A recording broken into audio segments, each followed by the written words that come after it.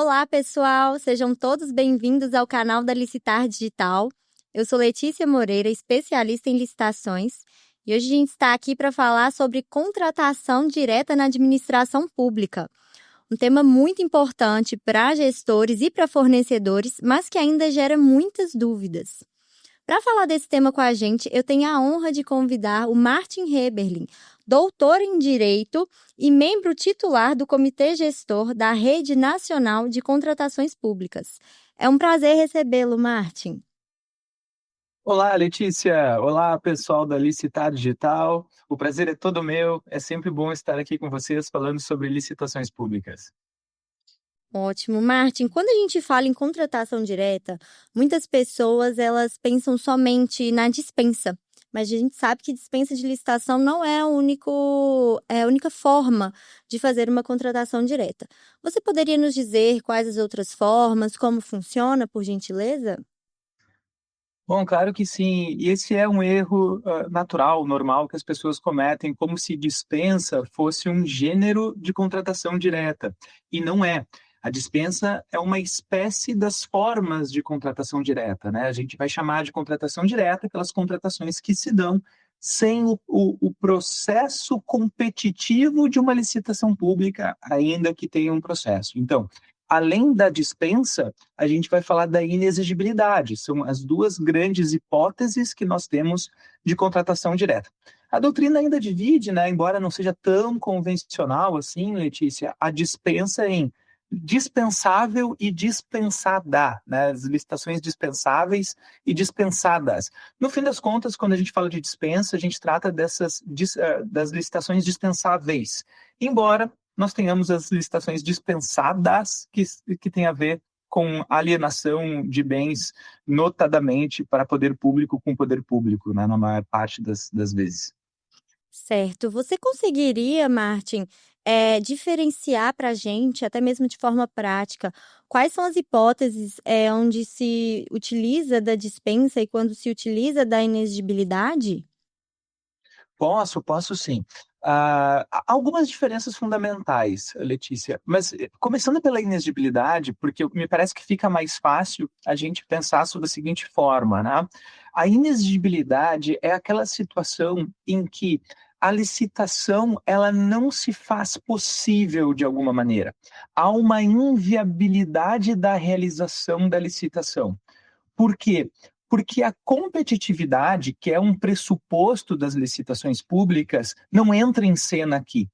Ou porque essa competitividade ela se faz absolutamente impossível, né? Como a gente tem, depois a gente pode falar um pouco sobre cada uma delas, né? A hipótese do fornecedor exclusivo, ou quando não há sentido, dadas as características daquele bem ou daquele serviço que vai se adquirir, uma competição. Isso é inexigibilidade. Portanto, na inexigibilidade, eu estou num cenário em que, e esse é por isso que a gente vai chamar de inexigibilidade, né? É inexigível que se realize uma competição. Quando a gente fala de dispensa de licitação, a lógica ela é diferente. São algumas hipóteses em que o legislador, considerando determinadas circunstâncias, entendeu que é facultado, é possível ao agente público que não realize o processo licitatório. Logo, e aqui está a chave para a diferença, seria possível fazer a competição, mas não é necessário fazer esta competição. Por isso que a gente diz, Letícia, que no caso da dispensa, as hipóteses são numerus clausus. Isso é um nome bonito em latim, né? Para dizer que a gente está falando de um rol que é exaustivo, completo. Ou seja, dispensas são aquelas hipóteses que a lei consta como dispensa. O agente público ele não pode inventar, sugerir uma hipótese de contratação direta que não conste da legislação. Essa é a diferença fundamental entre a inexigibilidade e a dispensa de licitação. Nota, em ambos os casos, eu não tenho uma competição, mas os motivos pelos quais eu não tenho a competição é diferente. Num caso, por uma obrigatoriedade, pela natureza daquilo que se adquire. No outro caso, por uma faculdade legislativa, uma opção legislativa, portanto. Perfeito, Martin. Mesmo não tendo essa concorrência formal, digamos assim, as contratações diretas elas precisam de um processo administrativo, digamos que minimamente estruturado, né? Quais são os requisitos indispensáveis para que essas contratações diretas elas cumpram ali os requisitos dentro da legalidade, da transparência? Bom, essa é uma excelente pergunta, Letícia, porque ela toca num erro comum de agentes públicos. Acreditar que a contratação direta é uma contratação sem procedimento, é uma contratação sem processo. E nunca foi assim, né? Quando eu digo nunca foi assim, eu quero dizer nunca deve ser assim, porque a gente sabe que na prática, né, em muitos casos, isso já aconteceu. Nós, né, que trabalhamos aí com licitações públicas, já vimos acontecer algumas vezes, especialmente no passado. E se me permite assim dizer, Letícia, mesmo na 8666 já era um processo administrativo, né? Então, também não é correto dizer que houve uma alteração legislativa e antes não tinha processo, agora tem processo. Não, isso não é verdade, tá? Desde a 8666, lá na 8666 era o artigo 26 da lei, assim como na 14133, agora no artigo 72 da 14133, que a gente chama de nova lei de licitações, nem é tão nova assim, né? Nós temos um processo administrativo formal de contratação direta. Eu costumo dizer, e eu já respondo então a pergunta sobre os requisitos, né, os condicionantes e requisitos desse processo, eu costumo dizer que as pessoas não se dão conta que, às vezes, Letícia, o processo da contratação direta, ele é até mais complexo que um processo de contratação competitiva. Muitas vezes eu tenho, por exemplo, alguns objetos que dão conta de uma modalidade pregão, que são objetos que se adquirem usualmente na administração pública e, portanto, já há lá um modelo prévio de um edital, de um contrato, e o pregoeiro faz o seu trabalho naturalmente, e há alguns casos em que eu tenho uma contratação direta por inexigibilidade, que a própria circunstância da inexigibilidade, no caso de serviços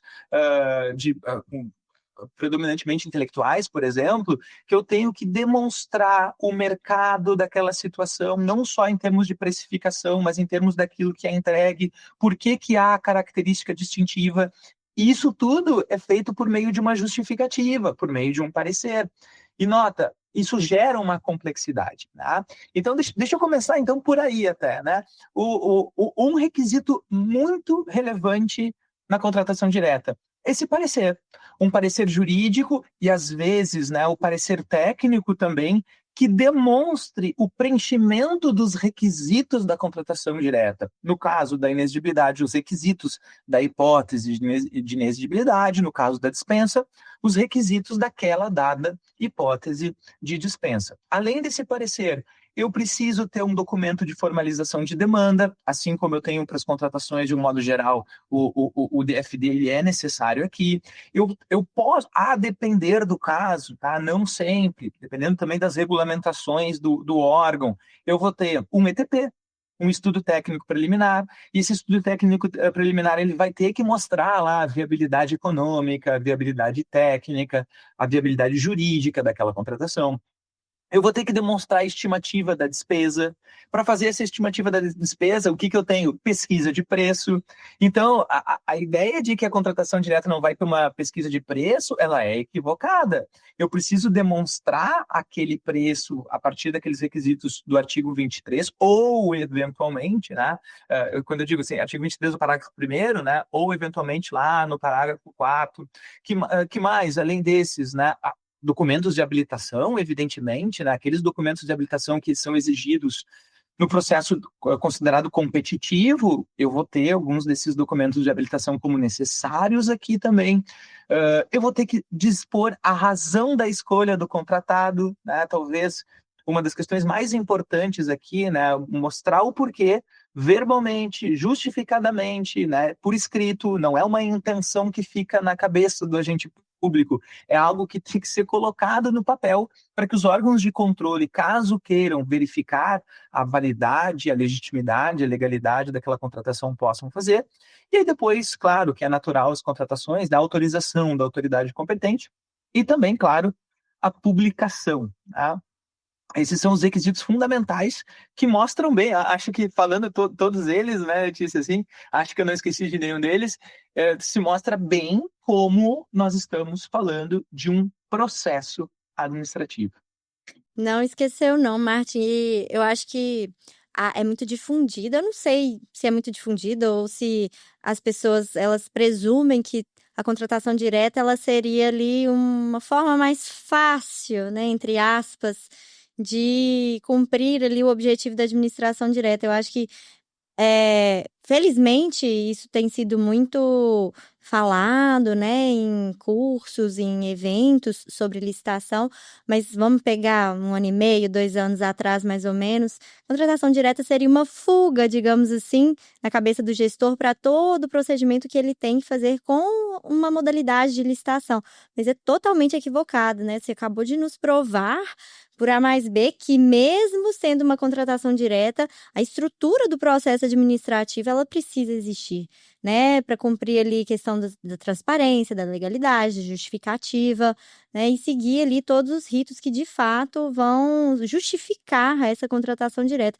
Ela não é só mais um facilitador, né, é uma forma de comprar, mas que dá trabalho do mesmo jeito que as modalidades eventualmente dariam, né? Perfeito. Se me permite um comentário, Letícia, duas coisas na linha do que tu estás falando que são importantes. Primeira, e a gente pode até fazer aqui uma propaganda da Licitar de estar nesse sentido, né? E eu faço isso em eventos, né? Que eu participo, enfim. Isso mostra a importância de um sistema bem estruturado. Porque um sistema bem estruturado não te deixa escapar desses requisitos e dessas condições, né? Porque poderia, eventualmente, o agente público, notem, a gente falou de vários requisitos, né? Quando o sistema, como o da Licitar é um sistema bem estruturado, ele faz com que o agente público cumpra todas essas etapas e, portanto, ele já está servindo como um mecanismo de controle, né? De autocontrole ou de autotutela, como a gente chama no direito administrativo, tá? Essa eu acho que é uma observação importante. E tem uma outra observação importante, né, que eu não fiz lá no início e faço agora, é que a contratação direta ela é excepcional do ponto de vista jurídico. O que eu quero dizer com isso? A nossa Constituição Federal, lá no artigo 37, ela estabelece que o procedimento de regra é o procedimento competitivo, tá? Portanto, a contratação direta ela viria como uma exceção.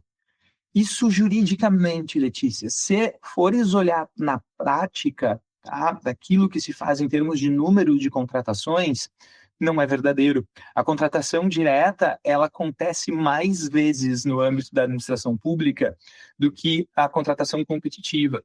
E isso nos mostra como é necessário olhar para este tipo de contratação, né? Se vocês forem abrir lá o PNCP, o portal do PNCP, vocês vão ver que sempre, tá? Isso historicamente, 2021, 2022, 2023, 2024 e agora em 2025, a maior quantidade de hipóteses de contratação é a dispensa.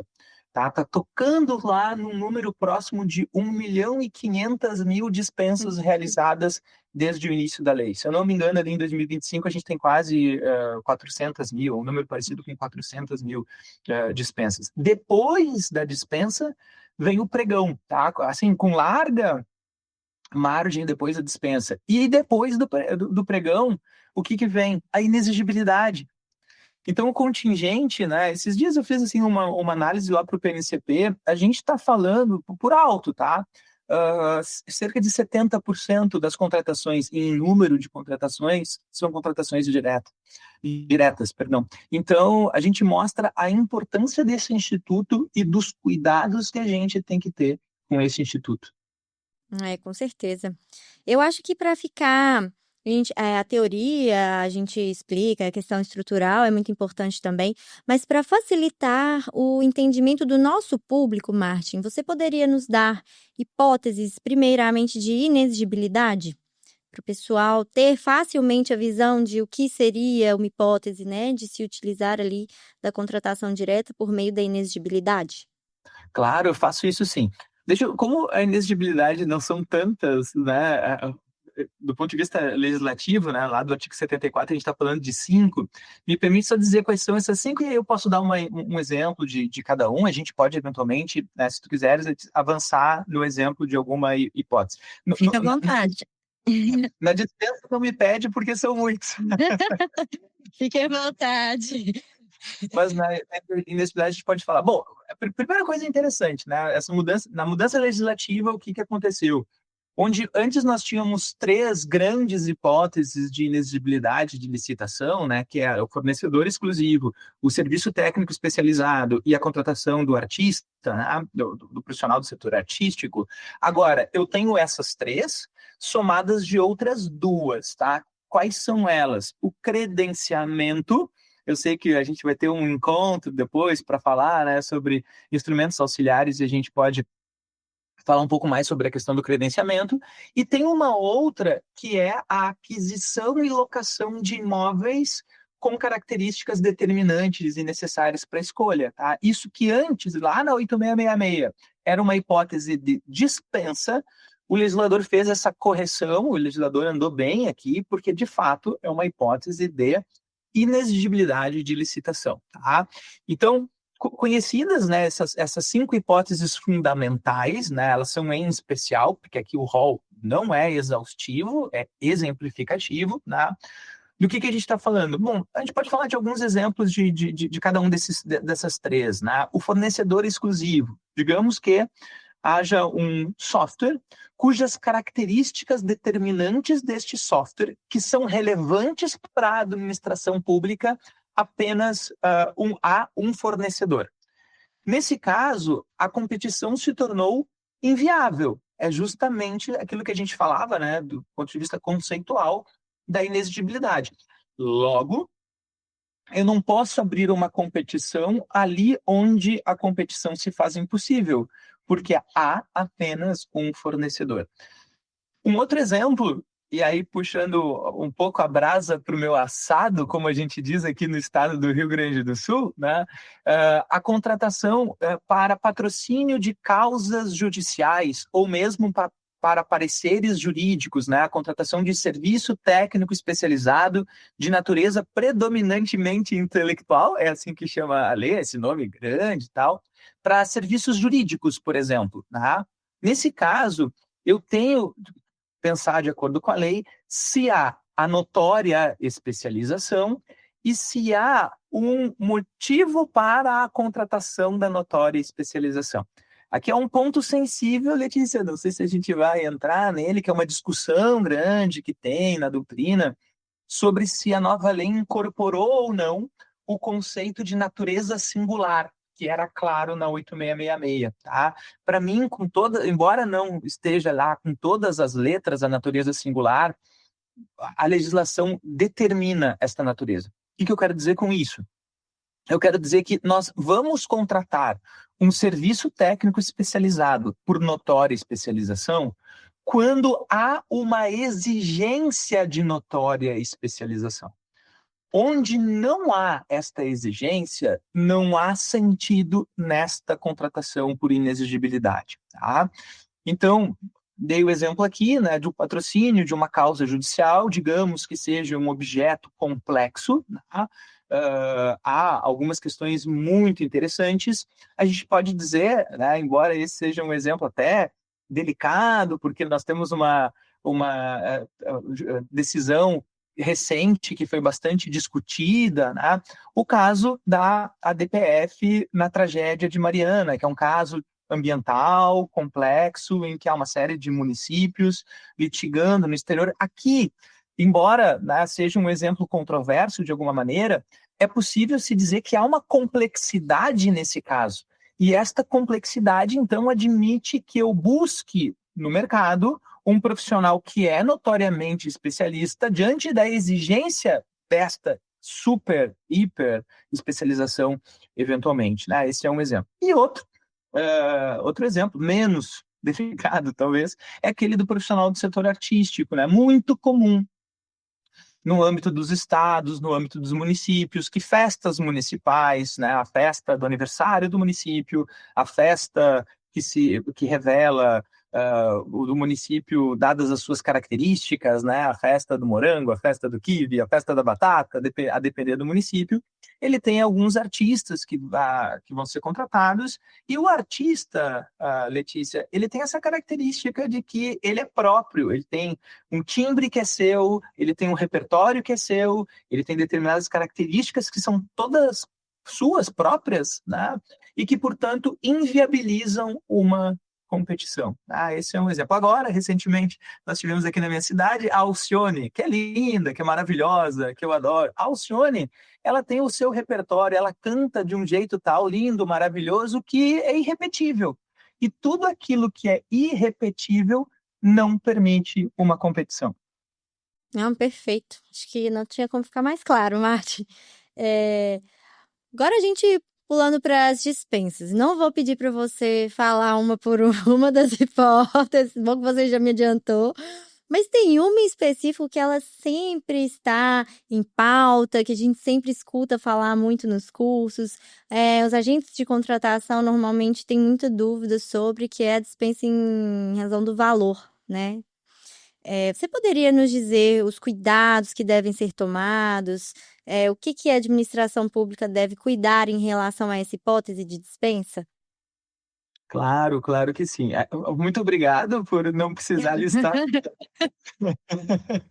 Bom, eu gosto de brincar às vezes com os meus alunos, né, Letícia, que infelizmente eu não tenho a memória do Mike Ross, né? Aí uma vez conhecida, existe uma série, né, muito, muito famosa, que é a série dos Suits, né, os Homens de Terno, e que um dos advogados, ele tinha aquilo que a gente chama de memória fotográfica, né, uma memória absoluta, lembrava de tudo. Eu digo para eles, olha, infelizmente eu não tenho a memória do Mike Ross. O que eu posso te dizer, Letícia, é assim, eu contei uma vez, né, eu gosto de fazer essas estatísticas da legislação e tal, eu gosto dessas coisas, e eu tinha contado, posso estar errado, 29 hipóteses, tá? 29 hipóteses de dispensa. Embora, né, eu não consiga listar todas elas, tem uma sugestão de divisão que eu acho interessante, ela vem do professor José dos Santos Carvalho Filho, né, que ele vai dizer que as hipóteses todas de dispensa, elas podem ser agrupadas em 4 situações.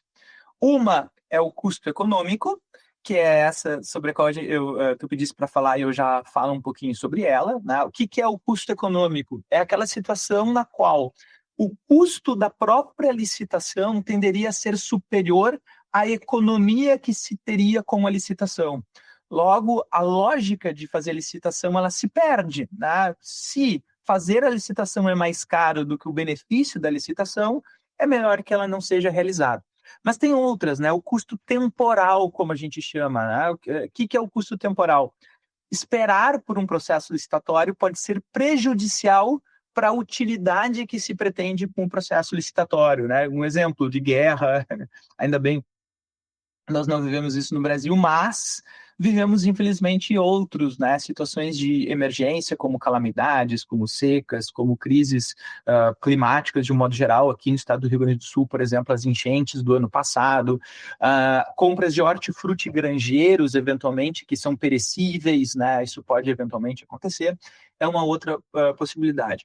Aquilo que o José dos Santos Carvalho Filho chama de ausência de benefício, ou seja, não haveria uma utilidade econômica com a licitação. Por exemplo, aquela licitação em que eu faço o processo licitatório e os preços ofertados, as propostas apresentadas, são superiores à média de mercado. Eu dispenso a licitação para contratar pela média de mercado, né? Então eu não tenho benefício com a licitação. E, por fim, aquilo que a gente chama de destinação. O que significa isso? Há alguns tipos de contratação que não são norteados, né, pelo critério da eficiência econômica. São licitações em que há uma política pública sobre ela ou há uma ideia do legislador de focar num determinado objetivo, né? Eu gosto do exemplo de materiais de laboratório para o CNPq, né? Para o Conselho Nacional de Pesquisa. É interessante, mas tem outros, né? Questões de forças armadas, material bélico para forças armadas e assim por diante. Tá? Então, embora eu não tenha citado os 29, eu acho que assim a gente consegue fazer um pequeno apanhado de todas as hipóteses. E aí eu faço o recorte que tu me pediste, tá, Letícia? Que é aquele do custo econômico, né? A chamada dispensa pelo custo econômico. Do que se trata ela, né? Ela também já existia na 8666, e é aquela licitação em que o legislador estabelece determinados patamares de preço, e até esses patamares de preço não é obrigatória a realização do processo competitivo da licitação, tá? Vai se fazer o processo da dispensa. Que valores são esses, né? Eu gosto sempre de dizer, não sei, Letícia, se as pessoas vão ouvir isso daqui a 1, 2, 3, 5 ou 10 anos, né? Eu gosto sempre de pensar nos valores históricos, né? Quais são os valores históricos? Para obras e serviços de engenharia, R$ 100.000, quando eu digo valor histórico, aquele da publicação da lei, certo? E para outros serviços, né, outras situações, R$ 50.000. O que a gente sabe é que a legislação dessa vez, diferente do que fez no passado, estabeleceu que todos os anos há uma atualização desses valores respectivos, tá? E isso tem sido feito de fato. Normalmente é um decreto que sai no último dia do exercício financeiro que faz, então, a atualização desses valores respectivos. Foi feito em 21, foi feito em 22, foi feito em 23, foi feito em 24. Tá? Então, essa é a dispensa da licitação pelo custo econômico. Tu perguntasse assim, sobre alguns cuidados, né, em especial, eu diria que o maior cuidado é aquele de observar dois requisitos. O primeiro deles, né, essa contratação por valor, ela é feita considerando um mesmo exercício financeiro da entidade. Então, eu conto aquele valor, por exemplo, né, os valores originais, os R$ 50.000 das contratações de um modo geral, tá? Esses R$ 50.000 são pensados para um exercício financeiro e para objetos da mesma natureza. Aí é toda uma discussão sobre o que são objetos da mesma natureza, que é uma discussão um pouco mais complexa, né? Inclusive, a gente poderia trazer futuramente, né, no próximo tema, essa discussão, que de fato eu acho que não tem limites para a gente aprender. Para a gente finalizar, Martin, esse tema, eu gostaria que você nos trouxesse uma reflexão, até mesmo um comentário, opinião, sobre como a gente poderia equilibrar a contratação direta na linha tênue que é a eficiência administrativa e o controle da legalidade. Como que a gente consegue conciliar a contratação direta, levando em consideração esses dois aspectos? Perfeito, excelente pergunta, Letícia. Eu juntaria duas coisas sobre as quais a gente conversou aqui, tá? A primeira delas mostrei aqui com alguns números que a contratação direta, do ponto de vista dos números, ela excede as contratações competitivas. Se a gente se perguntar, isso é um problema por si só? Eu diria, não necessariamente. Por quê? Porque quando a gente pensa que há alguns instrumentos muito relevantes dentro da contratação direta, eu vou citar um deles, sobre o qual eu não falei ainda, eu sei que a gente vai ter um episódio no futuro para falar, o credenciamento. A partir do credenciamento, eu tenho um rol de possibilidades de contratações que eu não tinha anteriormente. E hoje o credenciamento é claramente uma hipótese de inexigibilidade de licitação. Às vezes, é desejável fazer um credenciamento abrindo o mercado para vários players, onde antes eu tinha uma competição que ou ficava frustrada, ou não se fazia com os melhores preços para a administração pública. Por quê? Porque no credenciamento, numa das hipóteses do credenciamento, a própria administração pública estabelece o preço da contratação e abre para aqueles que querem contratar naquele preço. O que eu quero dizer com isso? Eu quero dizer que eu posso usar na contratação direta mecanismos muito interessantes que se aproximam à iniciativa privada. Agora, eu tenho que cuidar sempre de uma coisa: a justificativa. Quando a gente fala em administração pública, a administração pública, diferente do que acontece nos registros privados de contratação, precisa dar os motivos. Motivar, fundamentar. E isso é feito como? Num bom processo inicial de contratação direta, onde eu tenho uma justificativa clara da escolha do contratado, onde eu tenho uma justificativa clara do porquê da contratação. Se isso é realizado a contento, o número grande de contratações diretas não é um problema por si só. Agora, quando isso não é feito, se coloca lá um ponto de interrogação sobre a qualidade da contratação pública e, por que não dizer, a própria idoneidade da respectiva contratação. Então, me parece que essa é a chave. O bom processo administrativo da contratação direta é a chave do sucesso dessa contratação direta. Não, perfeito. Perfeito, acho que ficou muito claro e, de fato, dá para conciliar, né, os pontos que a gente considera como risco da utilização. Martin, nós chegamos ao fim desse vídeo. Gostaria muito de agradecer a sua presença. Foi um prazer poder ouvi-lo com as experiências, com os ensinamentos compartilhados. Espero que em um próximo vídeo a gente se encontre novamente. Muito obrigada. Tomara, eu que agradeço. Sempre um prazer estar com vocês. Se você que nos assistiu até agora tem alguma dúvida sobre o tema ou gostaria de compartilhar alguma experiência sobre contratação direta, deixe aqui nos comentários do vídeo que a nossa equipe vai ter o maior prazer em interagir com vocês. Muito obrigada e até a próxima!